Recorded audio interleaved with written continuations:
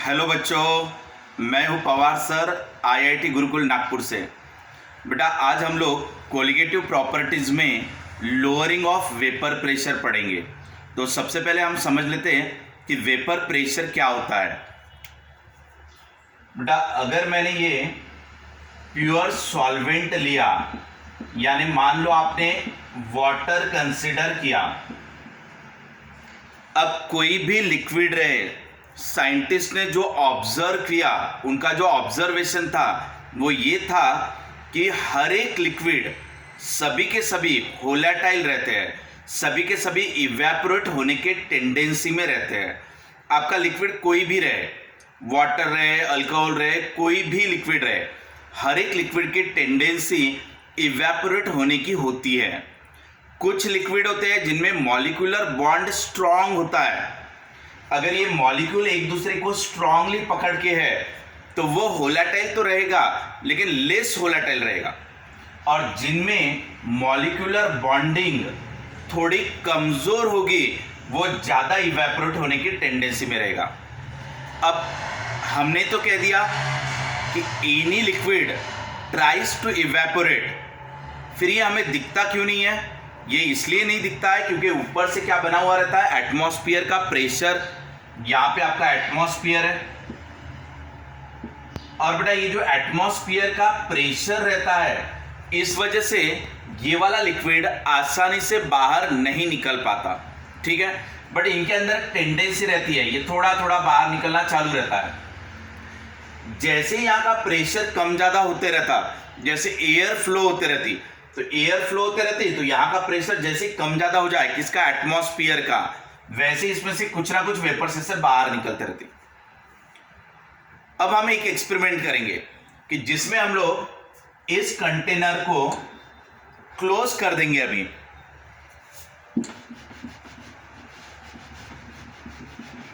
अब हमने इसको एटमॉस्फेयर को हटाकर इसको एक क्लोज कंटेनर के अंदर ले लिया,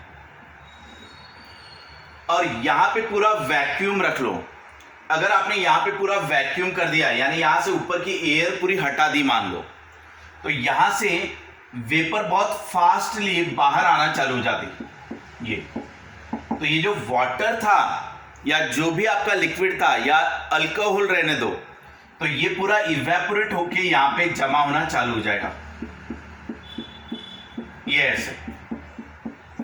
अब ये जो वेपर बनी है, ये किसकी बनी हुई है? ये उसी लिक्विड की वेपर्स बनी हुई है, क्योंकि यहां से एटमॉस्फेरिक प्रेशर हटा दिया था आपने, तो इसके खुद के ही वेपर्स ऊपर जमा होना चालू हो गए। अब इनके पास काइनेटिक एनर्जी है, तो ये वेलोसिटी है, काइनेटिक एनर्जी है, तो ये इधर उधर घूमेंगे, ये जाके वॉल ऑफ कंटेनर को टकराएंगे। ये जो वेपर है ये कंटेनर को टकरा रहा है, ये जो मॉलिक्यूल्स है वो वाटर सरफेस पे भी टकरा रहे हैं, यानी लिक्विड पे भी टकराएंगे। तो ये जिस तरीके से gas molecule, kinetic theory of gases में ये कहा गया हुआ है कि गैस मॉलिक्यूल कहीं पे भी किसी भी डायरेक्शन में रैंडमली घूमते रहते, और जब वो वॉल ऑफ द कंटेनर को टकराते तो उसके वजह से उसके ऊपर प्रेशर डेवलप होता है। अब ये जो वेपर मॉलिक्यूल है ये सब इधर उधर घूम रहे हैं आपके। अब ये जब वॉल ऑफ कंटेनर पे टकराएंगे तो यहां प्रेशर डेवलप करेंगे, साथ ही साथ ये वाटर सरफेस के ऊपर भी प्रेशर डेवलप करेंगे। यहां तक क्लियर है बेटा सबको? अब जैसे जैसे वेपर निकलती रहेगी, एक स्टेज ऐसा आएगा जिस स्टेज पर रेट ऑफ इवेपोरेशन और रेट ऑफ कंडेंसेशन दोनों इक्वल हो जाएगा, यानी ऊपर में जाके दो वेपर ऐसे एक दूसरे से कंबाइन हो गए, और वेपर के मॉलिक्यूल कंबाइन होकर वो कंडेंस होके, ठंडे होके वो वापस लिक्विड में आएंगे। That is a condensation. Liquid अगर वेपर में बन रहा है, लिक्विड अगर वेपर में कन्वर्ट हो रहा है, तो दैट इज अ इवेपोरेशन। और ऊपर में जो वेपर के मॉलिक्यूल्स है वो अगर कंबाइन होके नीचे आ रहा है, कंडेंसेशन, तो उसे कह दिया आपने कंडेंसेशन। तो बेटा जितने स्पीड से लिक्विड वेपर बनाते रहता, उतने ही स्पीड से वेपर वापस लिक्विड में कन्वर्ट होते रहता। ये स्टेज जब आ जाएगी, जब आपका rate of evaporation equal to rate of condensation हो जाएगा, तब आप कहोगे कि अब इक्विलिब्रियम तो आ चुका है और इस इक्विलिब्रियम के कंडीशन पे यहां पे जो प्रेशर डेवलप हो रहा होगा या तो कंटेनर पे या तो वाटर सरफेस पे, उस प्रेशर को आप वेपर प्रेशर कहोगे। क्योंकि वेपर तो आपके पहले भी तैयार हो रही थी, बट पहले जो वेपर तैयार हुई थी वो मान लो कम पैमाने पे तैयार हुई थी, तो उसका भी प्रेशर था, लेकिन उसे हम वेपर प्रेशर नहीं कह रहे। वेपर प्रेशर हम किसे कह रहे हैं कि जिस समय यहाँ पे वेपर काफी ज्यादा हो गए, यानी क्या, उनके वजह से जो कंडेंसेशन हो रहा है उसका रेट और जो इवेपोरेट हो रहा था उसका रेट दोनों सेम आ चुका है, यानी इक्विलिब्रियम आ चुका है। उस समय ये वेपर जितना प्रेशर एग्जर्ट करेगी उसे आप उस लिक्विड का वेपर प्रेशर कहोगे। सो वेपर प्रेशर यानी क्या, it is the pressure exerted by the vapour of that substance, उसी सब्सटेंस के वेपर द्वारा प्रोड्यूस किया गया प्रेशर, ठीक है ना। कब? At equilibrium when rate of condensation equal to rate of evaporation. Clear बेटा, ये हो गया आपका वेपर प्रेशर। अब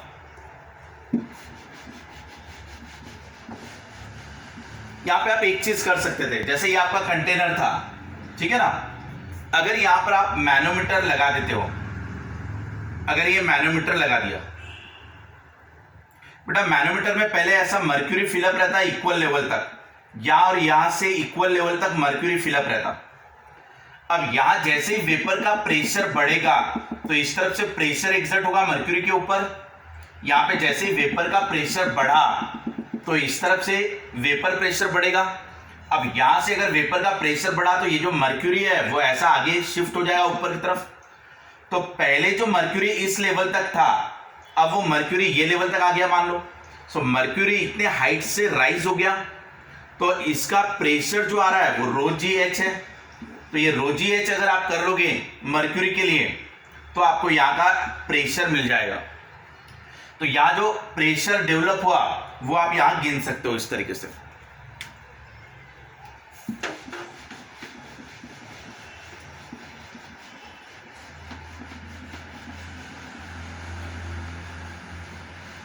अभी आपको पहला पॉइंट क्लियर हो गया कि वेपर प्रेशर होता क्या है। अब इसके बाद वेपर प्रेशर के बारे में स्टडी जिसने किया वो है राउल्ट्स लॉ। अब राउल्ट्स लॉ ने बताया आपको कि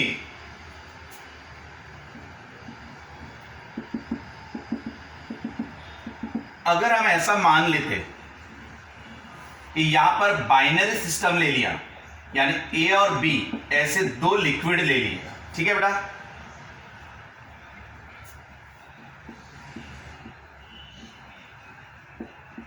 राउल्ट्स लॉ। अब राउल्ट्स लॉ ने इसके ऊपर जो आपको कहा है वो समझ लेते हैं। बेटा मैंने ए और बी ऐसे दो लिक्विड का मिक्सचर लिया, अब दोनों के दोनों मैंने होलाटाइल लिए। होलाटाइल यानी जो इवेपोरेट होते हैं जिससे वेपर बनती है। अब यहां पे जो वेपर बनेगी, अब ये वेपर किसकी वजह से बनने वाली है? ए और बी दोनों की वजह से, क्योंकि दोनों के दोनों क्या है आपके? होलाटाइल। यहाँ पे आपने वैक्यूम जनरेट किया था, तो वैक्यूम जब यहाँ क्रिएट हुआ तो यहाँ पे ए और बी के वेपर्स तैयार होने लगे, ठीक है ना। और यहाँ जो वेपर बनेगी वो ए और बी दोनों की रहेगी। क्यों? क्योंकि दोनों के दोनों आपके होलाटाइल है। अब राउल्ट्स लॉ के हिसाब से यहां पे जो ए का प्रेशर डेवलप हुआ होगा, यानी किसका? ये एक का हमने लिया, ए का, क्योंकि यहां जो प्रेशर डेवलप है वो दोनों का है। उसमें से ए ने कितना प्रेशर यहां पर डेवलप किया, तो उसका फॉर्मूला दिया था राउल्ट्स लॉ ने कि अगर ए अकेला रहता प्योर स्टेट में, यानी उसके अंदर बी है ही नहीं, अकेला ए है, तब उसका जो प्रेशर रहता है वो ले लो, और अभी इसके अंदर यानी ये दोनों के अंदर ए का कितना हिस्सा है, यानी ए का कितना मोल फ्रैक्शन है, उससे उसको मल्टीप्लाई कर दो, तो ये आपको ए का पार्शियल प्रेशर आ जाएगा। यानी यहां पे जो दोनों का मिला के प्रेशर है, तो उस वक्त जो एक का प्रेशर हम लोग लेते हैं उसे कहते हैं पार्शियल प्रेशर, यानी पार्शियल प्रेशर ऑफ ए। यानी जब यहां दो या दो से ज्यादा सब्सटेंस या उनके वेपर्स अवेलेबल है, तो उसमें एक का अगर आपको लेना है तो उसे कहते हैं पार्शियल प्रेशर, यानी दोनों में से एक का, दैट इज ए का पार्शियल प्रेशर। वो आप कैसे निकालोगे? तो अकेला ए अगर रहा होता तो उसका जो वेपर प्रेशर बना होता वो ले लेना, और अभी उसका कितना हिस्सा है, इसके अंदर उसका कितना हिस्सा है उससे उसको मल्टीप्लाई कर देना, यानी मोल फ्रैक्शन से। तो ये आपका राउल्ट्स लॉ है। So partial pressure of A is equal to the partial pressure of A when it is in pure condition into its contribution means its mole fraction. अब ये हो गया यहाँ पे ए का कंट्रीब्यूशन। बेटा यहाँ ए के साथ साथ बी भी है, सो बी के भी वेपर बने हैं। सो पार्शियल प्रेशर ऑफ बी, यानी यहां जो बी अवेलेबल है वेपर में उसका प्रेशर, वो कैसे निकालोगे? तो बी अगर प्योर फॉर्म में होता, बी अगर प्योर फॉर्म में होता तो उसका जो प्रेशर रहा होता वो इनटू अभी बी का कितना मोल फ्रैक्शन है वो, यानी बी की कितनी हिस्सेदारी है उसमें, बी की जितनी हिस्सेदारी रहेगी उतना बी का प्रेशर डेवलप होगा, और ए का जितना हिस्सेदारी रहेगी सॉल्यूशन में उसके प्रोपोर्शन में उसका प्रेशर रहेगा। तो ये ए और बी का प्रेशर हो गया। राउल्ट्स लॉ का स्टेटमेंट अगर आपको देना है तो कैसे आएगा कि partial pressure exerted by B is equal to the pressure exerted by B when it is in pure form into mole fraction of B, यानी बी अगर प्योर फॉर्म में है तब का उसका प्रेशर, और अभी उसका कितना हिस्सा है उसमें उससे मल्टीप्लाई कर दो तो बी का पार्शियल प्रेशर आ जाएगा। तो बेटा अब अगर मुझे टोटल प्रेशर निकालना है, ठीक है ना, प्रेशर टोटल, यहां का टोटल प्रेशर कितना आ रहा है वेपर प्रेशर, तो कैसे निकालेंगे हम? Pressure exerted by A plus pressure exerted by B, यानी पार्शियल ले लिया। अब पी ए कैसे निकाला था बेटा आपने? P A naught into X A plus B का कैसे निकाला था? P B naught into X B. तो ये हो गया आपका टोटल प्रेशर, ये आपका राउल्ट्स लॉ है बेटा। क्लियर यहां तक? अब ये जो हमने पढ़ा ये किसके बारे में पढ़ा? होलाटाइल के बारे में, यानी ए और बी दोनों के दोनों होलाटाइल थे।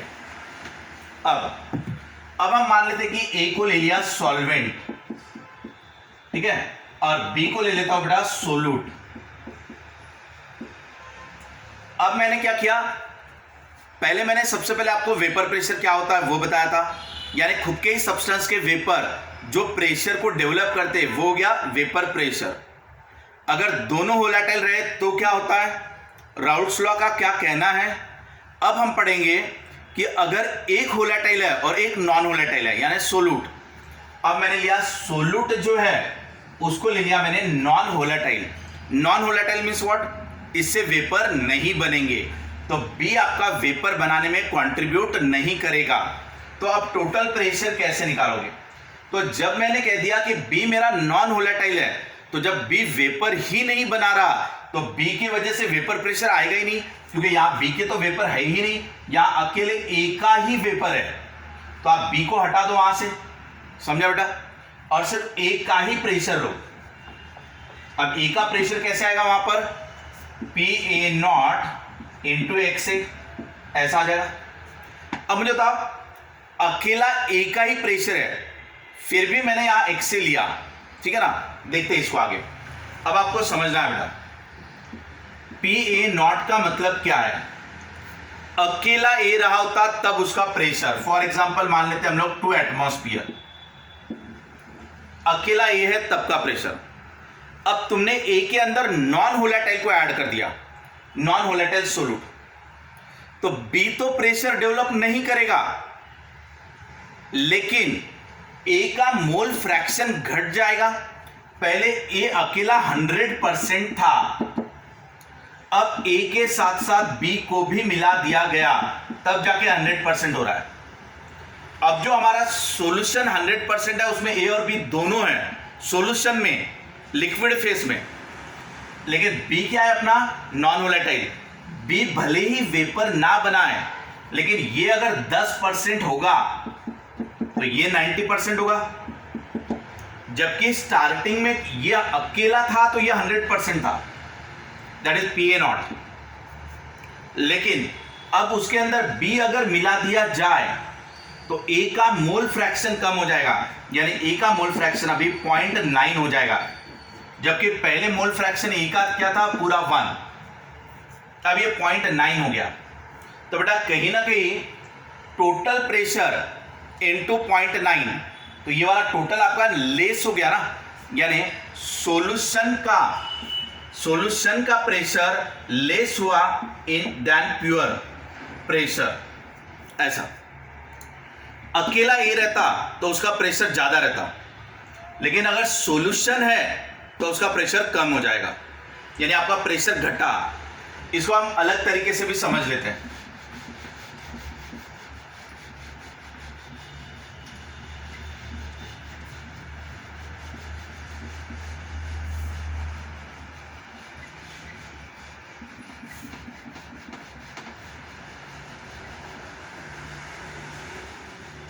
अब देखो बेटा,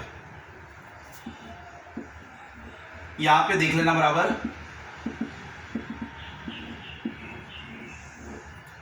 अकेला ए था तो अकेले ए की वेपर बन रही थी जिसका प्रेशर था PA0। ठीक है बेटा।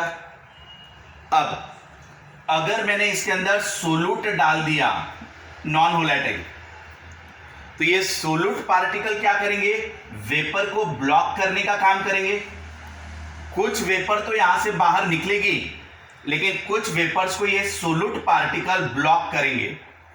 तो अगर ये सोलूट की वजह से वेपर आपकी ब्लॉक हो रही है, तो यहां पे बनने वाली वेपर आपकी कम हो गई, तो इसका मतलब अभी आपका वेपर प्रेशर कम हो गया, उसे कह दो P।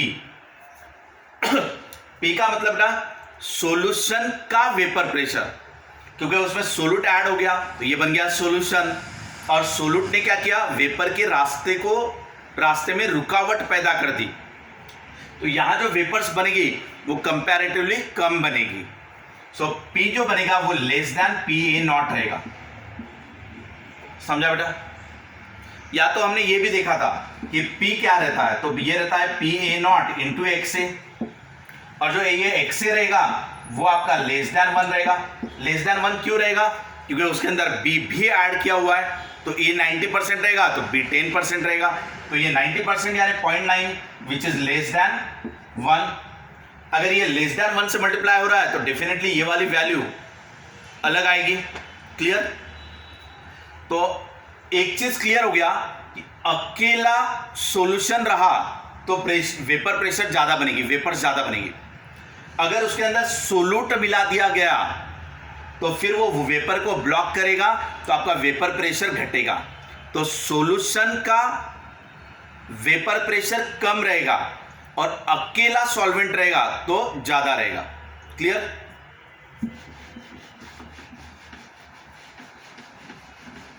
अब according to Raoult's law A का प्रेशर कितना है बेटा, तो अगर ए प्योर फॉर्म में रहा तब इनटू मोल फ्रैक्शन ऑफ ए। समझा यहां तक? अब देखते हैं हम लोग कि मैंने कहा, और ए बोले तो क्या बेटा, सॉल्वेंट, और यहां अकेला सॉल्वेंट ही वेपर प्रोड्यूस कर रहा है, तो सॉल्वेंट का बोले तो ही सॉल्यूशन का, क्योंकि सोलूट का तो कोई कंट्रीब्यूशन नहीं है वेपर में, यानी अकेला सॉल्वेंट का कहना यानी ही सॉल्यूशन का, इसलिए मैं इसको सिर्फ P लिख दूंगा। ठीक है यहां तक? अब मैंने कहा कि सॉल्यूशन का प्रेशर लेस देन होता है PA0 के। ए अगर प्योर फॉर्म में रहा तो प्रेशर ज्यादा रहेगा, उसके अंदर सोलूट मिला दोगे तो प्रेशर घट जाएगा। ये हो गया। अब प्रेशर कितने से कम हुआ, तो lowering of vapour pressure, lowering of vapour pressure यानी वेपर प्रेशर कितने से कम हुआ, तो ये लिखोगे आप PA0 माइनस P, क्योंकि ये लोअरिंग ऑफ वेपर प्रेशर हो गया। अकेला रहा तो ज्यादा रहेगा, सॉल्यूशन रहा तो कम हो जाएगा। Therefore PA0 minus, Raoult's law के हिसाब से P कैसे निकाला जाता, तो PA0 इंटू XA बराबर है, यहां से PA0 को कॉमन निकाल दो तो क्या बचा 1 माइनस XA, और बेटा 1 माइनस XA का मतलब XB, क्योंकि mole fraction of A plus mole fraction of B equal to क्या रहता 1, क्योंकि दोनों को मिला के 1 आना चाहिए, 100% आना चाहिए। यानी ए का मोल फ्रैक्शन प्लस बी का mole fraction equal to 1। So B का x से 1 माइनस एक्स से करोगे तो x भी आ जाएगा, यानी ये लिख लो P A naught into 1 minus X है, तो यहां से 1 माइनस एक्स से निकालो तो वो आ जाएगा एक्स बी। समझा बेटा इतना? यहां से हमारा स्टेटमेंट बनेगा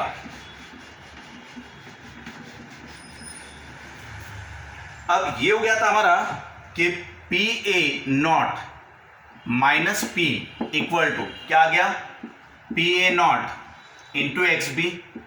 ये आ गया बेटा हमारा। ये क्या है आपका lowering of vapour pressure. Vapour pressure कितने से कम हुआ, ठीक है ना। और ये ओरिजिनल, इसको इधर ट्रांसफर करो तो P A naught minus P upon P A naught equal to X B. अब ये क्या हुआ बेटा, लोअरिंग ऑफ वेपर प्रेशर को ओरिजिनल प्रेशर से डिवाइड कर दिया, यानी ये हो गया आपका relative lowering of vapour pressure. Relative कहने का मतलब आपको वहां पे रेशियो लेना है, परसेंटेज कहा तो इंटू 100 करना है, और relative lowering of vapour pressure, relative कहा तो ओरिजिनल वैल्यू से डिवाइड करो, और लोअरिंग ऑफ वेपर प्रेशर कहा तो इसको घटाओ, माइनस करो, ठीक है। तो ये हो गया आपका relative lowering of vapour pressure, और वो कितना गया is equal to X into B, X B, ठीक है, मोल फ्रैक्शन ऑफ बी। यानी relative lowering of vapour pressure is directly proportional to the mole fraction of solute, यानी X B, ठीक है। अब इसको सॉल्व करेंगे आगे।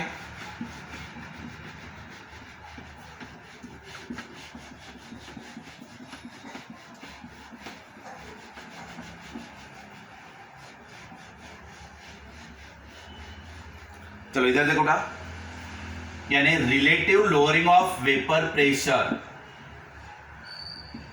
इक्वल टू एक्स बी आया हुआ है। अब मोल फ्रैक्शन ऑफ बी कैसे निकालते हैं, तो ये number of mole of B upon number of mole of A plus number of mole of B, यानी मोल फ्रैक्शन निकालने का फॉर्मूला बी के कितने मोल है out of total moles. Number of mole कैसे निकालते हैं, given weight upon molecular wait. अब इसमें एक चीज है बेटा, अगर मैंने सोल्यूट को बहुत कम मान लिया एज कंपेयर टू सॉल्वेंट, मैंने क्या किया कि सोल्यूट के मोल जो है वो बहुत ही कम मान लिए एज कंपेयर टू सॉल्वेंट, ठीक है।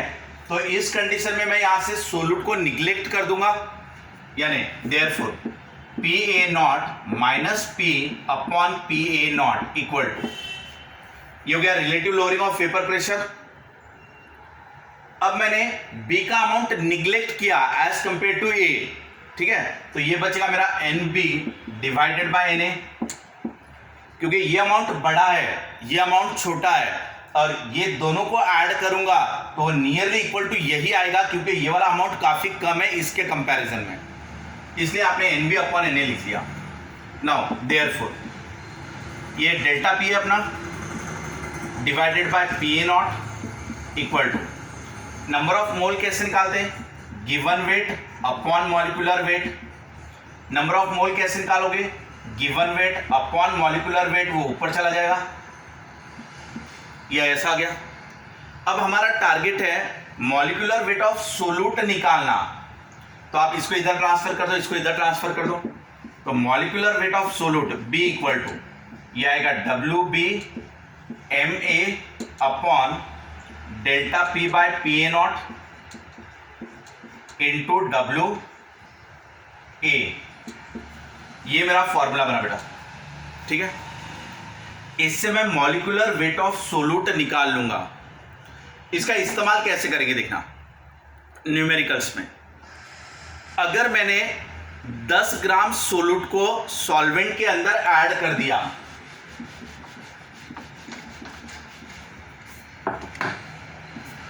बराबर देखना बेटा, मैंने मान लो कोई सोल्यूट ला लिया, अब ये सोल्यूट कौन सा है मुझे पता नहीं है। फॉर एग्जाम्पल आप मिट्टी में से कोई अलग टाइप की मिट्टी या अलग टाइप की चीज आपको मिली, वो हो सकता है आयरन रहे, कॉपर रहे, फॉस्फोरस रहे, कोई भी चीज रहे, आपने वहां से कुछ सैंपल ले लिया। अब ये सैंपल एग्जैक्टली क्या है, ये फॉस्फोरस है, एल्यूमिनियम है, कॉपर है, जिंक है, क्या है, वो आपको चेक करना है। आपने क्या किया, पहले मान लो आपने 100 ग्राम वाटर ले लिया, ठीक है बेटा। मैंने पहले कंसिडर कर लिया 100 ग्राम वाटर, यानी ये मेरा WA हो गया सॉल्वेंट। तो मैंने जो सॉल्वेंट लिया वाटर, उसका वेट मुझे पता है क्योंकि मैंने वो गिन के लिया। मैंने 100 ग्राम पानी ले लिया बराबर, ठीक है। इसके बाद अब इसका जो वेपर प्रेशर यहां तैयार होता है वो मैं गिन सकता हूं। कैसे? तो यहां पे मैनोमीटर लगा दो या अदर कोई चीज लगा दो जिससे आप प्रेशर गिन पाओ। तो यहां से आपको वेपर प्रेशर मिल जाएगा। तो ये क्या मिला आपको? PA0, ये भी मिल गया आपको, यानी अकेले ए का यानी वाटर का PA0 मिल गया। अब क्या करो, जिस चीज का मॉलिक्यूलर वेट मुझे निकालना है, जिस चीज को मुझे पहचानना है कि मैंने जो ये सैंपल लाया मिट्टी का या कोई और चीज का, ये सैंपल कौन सा है, कॉपर है, आयरन है, क्या है, वो मुझे देखना है, या सिल्वर है या गोल्ड है। अब मैं क्या करूंगा, बराबर 5 ग्राम सोलूट को ले लूंगा, यानी बी को। अब मैंने 5 ग्राम सोलूट गिन के ले लिया और वो 5 ग्राम सोलूट को इसके अंदर डाल दिया अभी ऐसे, ठीक है ना। वापस से इसको रीअरेंज कर लेना। अब मैंने क्या डाल दिया यहां पर? सोलूट, ठीक है बेटा। अब सोलूट कितना लिया उसका वेट मुझे पता है क्योंकि मैंने गिन के लिया। सॉल्वेंट भी मैंने गिन के लिया हुआ है। अकेला सॉल्वेंट का वेपर प्रेशर भी मैंने गिन लिया था। अब सोलूट डालने के बाद ये कितना वेपर प्रोड्यूस करेगा वो भी देखेंगे और उसका वेपर प्रेशर भी गिन लेंगे। वो आ गया मेरा PA, ठीक है। PA बोले तो सॉल्वेंट का यानी ही सॉल्यूशन का, क्योंकि सोलूट आपका नॉन वोलेटाइल होगा इस केस में। अगर ये नॉन वोलेटाइल है तो ये PA हो गया। अब बताओ बेटा मुझे, अब आप देख लो फॉर्मूले की तरफ। वाटर का मॉलिक्यूलर वेट भी मुझे पता रहता, दैट इज 18। अगर ग्राम में ले तो ऐसे, वाटर का मॉलिक्यूलर वेट भी मुझे पता है। सो ये वाटर का मॉलिक्यूलर वेट पता है, वाटर कितना लिया वो भी मुझे पता है, सोलूट कितना लिया वो भी मुझे पता है अभी, और प्रेशर पहले कितना डेवलप हुआ था सोलूट डालने के पहले, और सोलूट डालने के बाद कितना प्रेशर डेवलप हुआ वो भी मुझे पता है। तो लोअरिंग ऑफ वेपर प्रेशर ये भी मुझे पता चल गया पूरा का पूरा। अब ये सभी वैल्यूज अगर नोन है तो आराम से मैं मॉलिक्यूलर वेट ऑफ सोलूट निकाल लूंगा। अगर बेटा कैलकुलेशन करने के बाद मेरा आंसर आ गया मान लो 108 ऐसा आ गया, या मेरा आंसर आ गया मान लो 27, तो अगर मॉलिक्यूलर वेट या तो एटॉमिक वेट, एटम रहा तो एटॉमिक वेट, मॉलिक्यूल रहा तो मॉलिक्यूलर वेट, अगर मेरा 27 आंसर आ रहा है तो मान लेना वहां पर एल्यूमिनियम है, ठीक है। अगर 108 आया तो सिल्वर है। तो आपको कॉपर, जिंक ऐसे अलग अलग एलिमेंट आप पहचान सकते हो इस एक्सपेरिमेंट के द्वारा। क्लियर है बेटा? ये आपकी कोलिगेटिव प्रॉपर्टीज। कोलिगेटिव प्रॉपर्टी यानी क्या? तो those properties which depends on the number of solute particle added, मैंने कितने सोलूट ऐड किए उसके ऊपर वो डिपेंड रहता है। सोलूट का नेचर कौन सा है वो ज़्यादा मायने नहीं करता, कितना सोलूट मैंने ऐड किया था वो ज़्यादा मायने करता। अगर मैं थोड़ा सा सोलूट ऐड करूंगा तो वेपर प्रेशर थोड़ा कम होगा, अगर मैं ज़्यादा सोलूट ऐड करूंगा तो वेपर प्रेशर और कम होगा। यानी जो वेपर प्रेशर कम होते जाएगा वो डायरेक्टली प्रोपोर्शनल रहेगा कि कितना सोलूट मैं उसके अंदर ऐड करते जा रहा हूँ। समझा बेटा? तो आज के लेक्चर में हमने क्या क्या पढ़ा? हमने सबसे पहले पढ़ा वेपर प्रेशर। वेपर प्रेशर यानी क्या? खुद अपना लिक्विड ही अपनी ही वेपर को जनरेट करके उसके ऊपर जो प्रेशर डेवलप करता है उसी लिक्विड पे, उसे वेपर प्रेशर कहते हैं। खुद का ही लिक्विड, खुद के ही वेपर्स, उसी की वजह से बनने वाला pressure, that is the vapour pressure. अकेला सोलूट रहा, अकेला सॉल्वेंट रहा तो उसके वेपर बनेंगे ज़्यादा, वेपर प्रेशर बनेंगे ज़्यादा। सोलूट ऐड कर देने से क्या होता है? अगर सोलूट नॉन वोलेटाइल रहे तो वो क्या करता? वेपर के रास्ते को ब्लॉक करता। जैसे ही मैंने सोलूट डाल दिया तो वो क्या करेगा? वेपर को ब्लॉक करेगा, तो ऊपर में वेपर क्या तैयार होंगे? कम तैयार होंगे। तो वेपर प्रेशर क्या हुआ? घट गया। सो कितने से घटा? वो किसके साथ प्रोपोर्शनेट रहेगा कि कितना सोल्यूट मैंने ऐड किया। अगर मैं ज्यादा सोल्यूट ऐड करूंगा तो ज्यादा वेपर ब्लॉक हो गए, वेपर प्रेशर और घटेगा मेरा। So relative lowering of vapour pressure is directly proportional to mole fraction of solute added. ठीक है बेटा, और उसको बाद में आप मोल फ्रैक्शन को ले लेना। मोल फ्रैक्शन कैसे लेते हैं? So number of mole of solute upon number of mole of solute plus solvent. Number of mole कैसे लेते हैं? Given weight upon molecular weight. वो सब आप ले लो, आसानी से आपका डेरिवेशन बन जाता। ठीक है, न्यूमेरिकल्स कैसे सॉल्व करोगे, उसमें क्या दिया रहेगा वो भी मैंने आपको यहाँ पे बता दिया। इसका यूज कहां पर होता? To find the molecular weight of unknown substance. ठीक है बेटा, चलो आज के लिए इतना ही। नेक्स्ट लेक्चर में अगला टॉपिक पढ़ेंगे कोलिगेटिव प्रॉपर्टीज का। Thanks to all of you.